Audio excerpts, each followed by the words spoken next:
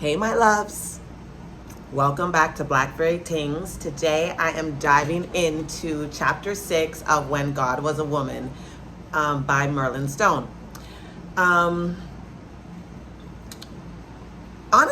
this chapter was very interesting to me. From the sacred feminine lineage to the weaponization of castration. Yeah, you heard me. Weaponization of castration. I mean, it seems like a lot to cover, but I promise I won't take that much time. So get your tea, get your journal, get your incense, whatever makes you feel a goddess vibe, and let's get into it, okay?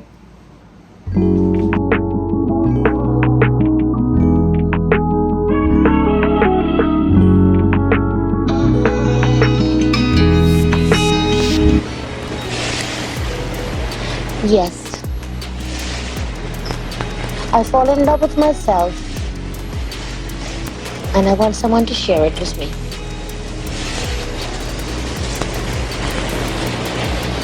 I want someone to share me with me.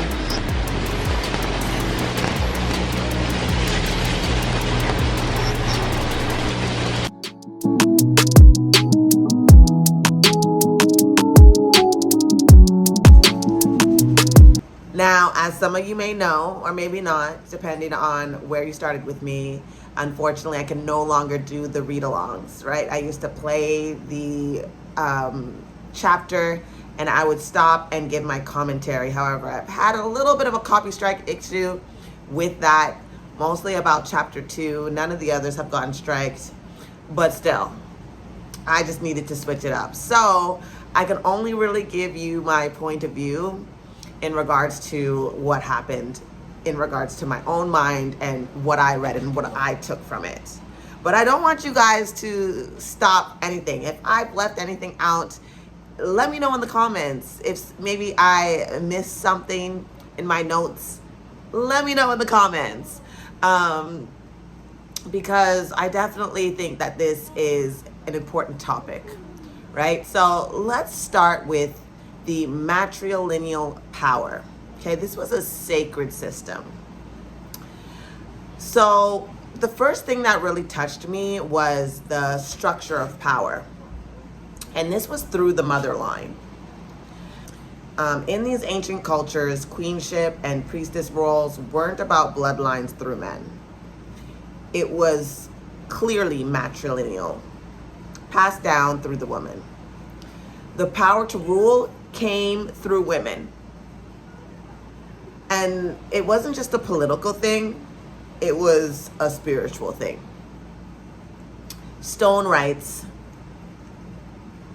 the queenship of a woman was not only inherited through the mother line, but often affirmed by her role as priestess of the goddess. That was amazing to me. Like, imagine a world where your divine calling and your leadership were connected, not separated. I found that there was a lot of grace and wisdom in that. Of course, these systems weren't perfect, but they recognize the sacredness of the feminine body in a way that I haven't seen in centuries.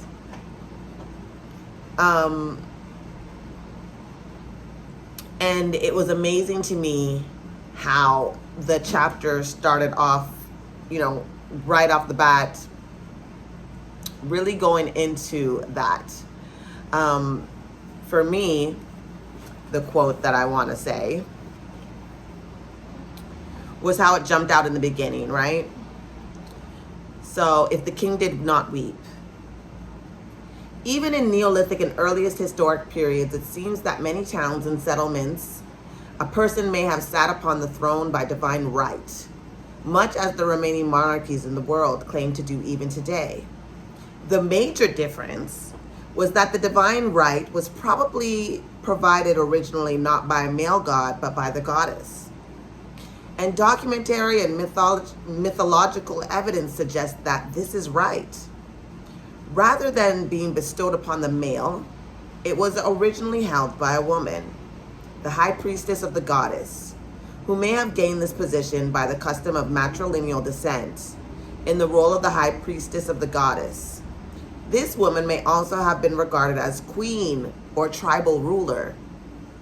This was certainly the case for Kairim, not sure if I said that right, where according to Fraser, the high priestess automatically became the head of state, right? So there's this I swear I know how to say this word, but it's the juxtaposition of these two roles, right? The high priestess was also a queen, and I thought that was kind of awesome. You know what I mean? And she later goes into greater detail of what that looked like. There is, of course, in this chapter, a shadow side to all of this. And it creeps in, and we're going to talk about it. Because while these high priestesses held power, their male lovers were killed after the ritual union. It's giving Black Widow Spider. You know, there's something about it that I kind of like, but I know it's kind of evil. You know what I mean? So sometimes it was immediately. They would pass right after union. Sometimes it was when they got pregnant. Stone described how he was permitted to mate with the priestess, but the climax of the ceremony was his death. And that part made me pause, like, was this empowering, or was it a kind of divine violence? Stone explains that it wasn't seen as a cruel thing, but a sacred cycle, right? Life, sex, death, rebirth. Still, it's kind of intense, right? It raises a question. Is ritual violence justified if it's in the name of the goddess? Or was this maybe a patriarchal twist even then, hiding behind a matriarchal mask? I mean, I'm not sure. I thought it was insane how she described in a certain part, and I'm gonna find it, that they like literally after she found out she was pregnant, she would just send people to just murder him. Let me see if I can, let me see if I can find it. 1 second. I should have taken note. I should have wrote the thing down. Okay. So it says several accounts of tribes in Africa, right? So it was the melanated girl who's doing this too, right? So several accounts of tribes in Africa describe queens who remained unmarried while taking lovers of lesser rank. Records from Nigeria report that a male was the consort of the queen until she found herself pregnant, at which time he was strangled by a group of women. He had fulfilled his earthly task. Right? And then it continues to say numerous accounts, legends, and fragments of text and prayers suggest that there were similar practices in most of the goddess worshiping cultures throughout the Near East. Slightly different adaptations depending on the location and the gradual transitions that took place over the years. So even before that, if I start just a paragraph before, it goes into the subject of the annual death of the son lover of the goddess. Interests us here because it appears to be a direct outgrowth of the original rituals and customs in the early female religion. It symbolizes one of the most ancient practices recorded, the ritual sacrifice of an annual king, quotation marks, consort of the high priestess. So they were taking lives, y'all. They were taking lives. The men had fulfilled their purpose, and that was it. I kind of would really want to, like, look at my puppy trying to play, do a deep dive on that. I definitely want to dig further into it. Of course, I have to finish reading the book to actually really see it. I want to see if she goes deeper into it. But I was actually kind of shocked. I did not have that expectation. I knew that some Amazonian tribes that kicked out the men because they were all women. But I never heard of this option of this portion of human sacrifice and sacrificing men. So it was interesting, to say the least. It was the I think that was probably the part that caught my attention most in this chapter. But let's continue. So the next part that stood out to me was the biblical contexts, right? They had echoes of the Bible, the Tammuz, the god Tammuz, the flood, and it touched upon a little bit of the rewrites that we see. So, you know, I love a good biblical connection if you've been on this channel for a while. And Merlin Stone is not shy about pointing them out in this chapter. She highlights the mourning of the god Tammuz by Hebrew women, which is actually directly mentioned in Ezekiel 8, verses 14. Then he brought me to the entrance of the north gate, and women were sitting there, mourning the god Tammuz. Now, in the Bible recollection, it's kind of like they tried to shame these women, but what for? For partaking in rituals they inherited from earlier goddess worshiping cultures? I don't know. Seems about right when it comes to patriarchy, right? And then they also touched on the Sumerian flood story, which predates the story of Noah by over 1,000 years, okay? The tale of a great flood that destroys all of mankind, but spares a chosen man.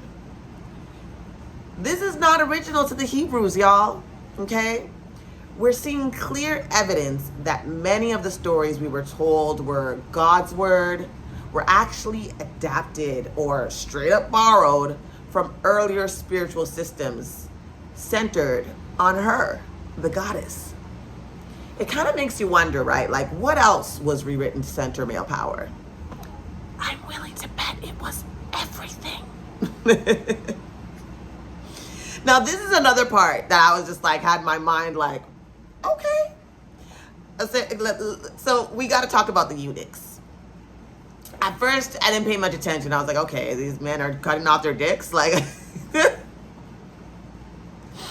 you know, like, all right, like weird. But then Stone details how they became key figures in the fall of the matriarchal spiritual order. That part was like, whoa. She explains how men began castrating themselves as a form of initiation into the priesthood, supposedly to mirror the sacrifice of the male lovers. The men who mutilated themselves to serve the goddess were initially symbols of devotion, right? Of their devotion to the goddess. But later, they became infiltrators who resurrected and restructured the temples to center masculine power. At some point, the devotion turned into manipulation. Eunuchs became gatekeepers, not of the feminine divinity, but of male-controlled rituals. This wasn't just a spiritual evolution, it was spiritual warfare. A systematic reclaiming of space once held by women. And they used the language of sacrifice, piety, and purity to do it. Typical. So, this is what chapter 6 kind of left me reflecting on. And it was power. Who holds it? How's it maintained? And what happens when it's taken? We often romanticize the ancient matriarchies, and there's a lot of beauty there, of course. But there's also nuance. The sacred doesn't mean safe. Still, what I saw in this chapter was a slow, strategic dismantling of women's spiritual power. One that used our own rituals and our own sacred sites and even our own compassion against us. It reminded me of how the path of reclamation isn't just about remembering the goddess. It's about understanding how we lost her in the first place. So that is my deep dive on chapter 6 of When God Was a Woman. This chapter truly opened my eyes to how patriarchy didn't just fight goddess worship, it literally infiltrated it.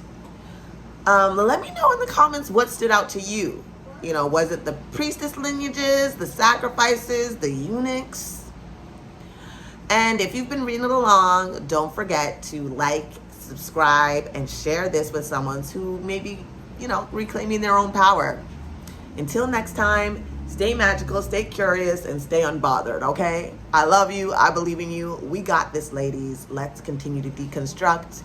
I'll meet y'all in the comments.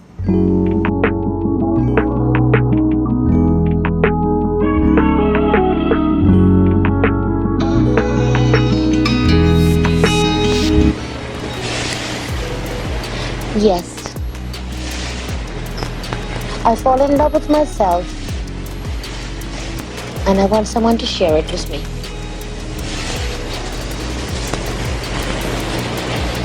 I want someone to share me with me.